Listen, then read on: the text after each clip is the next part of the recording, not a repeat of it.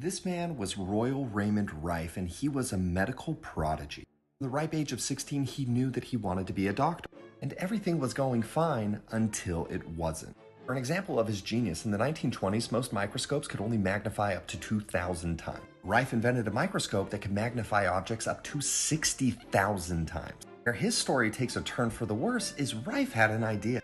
He realized that everything has a frequency. So if he could identify the frequencies of certain ailments in the body, schmancer, and you match that frequency, it would vibrate intensely because of all that energy and essentially explode. For example, this is why you can break glass with your voice. It's not that you're hitting a high frequency or a high tone. If you match the frequency that the glass makes, that will absorb all of that energy and it explodes. He started experimenting with these frequencies. He found frequencies that could target anthrax, pneumonia, typhoid, and he noticed that these frequencies would not harm the healthy tissue. He injected rats with schmancer cells. They had golf ball-sized tumors, then used his machine to match the cancer's mortal oscillatory rate. And guess what happened? The rats became schmancer-free. You see, he thought he had it all figured out, but life has other plans. His experiments attracted the attention of other doctors. He conducted a trial on 16 schmancer patients. In 3 months, 14 of the 16 were completely schmancer-free. That's right, medically cured. It's going to ruin his life. Rife used his machine 400 times on animal tumors, and every single time it worked. Doctors across the country were taking notice. His research commanded attention. Rife's findings caught the attention of Morris Fishbein, who was the head of the American Medical Association. Fishbein offered to buy Rife out, and Rife said no. Fishbein did not take too kindly to this. Rife continued his work and started having people showing up to his labs. Some would offer bribes, some would mess around with things, others would threaten him. Other doctors started practicing Rife's techniques and were having great success, but they were pressured by the American Medical Association to stop or else they would lose their licenses. Fishbein launched a campaign of medical assassination against Rife. There were articles in medical journals completely slandering his name. Rife was constantly harassed.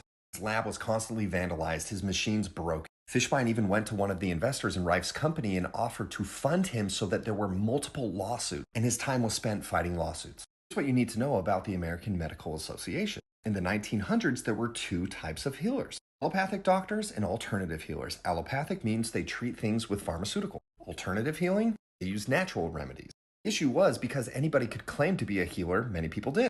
People preferred the alternative healers because it was easier to afford and it was more accessible. So allopathic doctors weren't making any money. So they formed a trade union called the American Medical Association. Its job was to protect its members and make sure that medical professionals had a lucrative profession. Eventually, the AMA was created so doctors can make more money.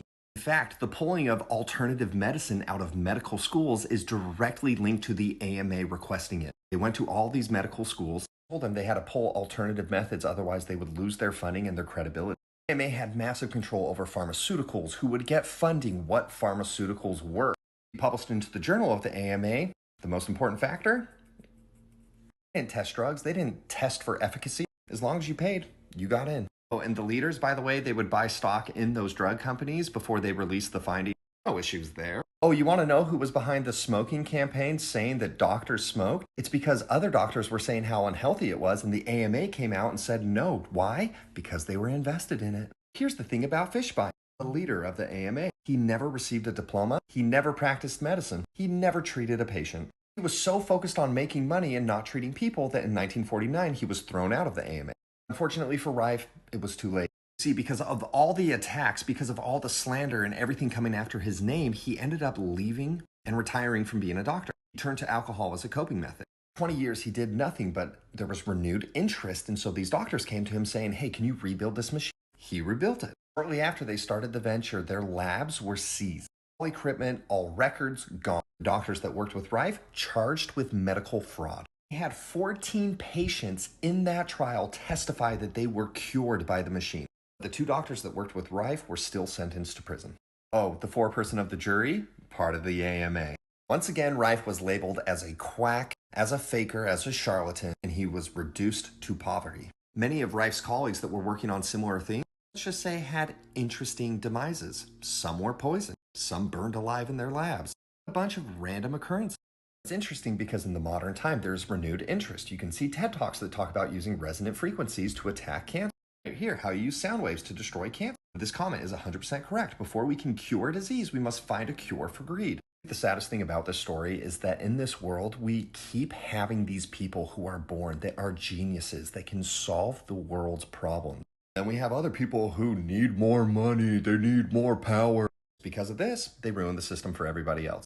Just think where we would be at if this research was unfettered and continued to grow and we could build upon it.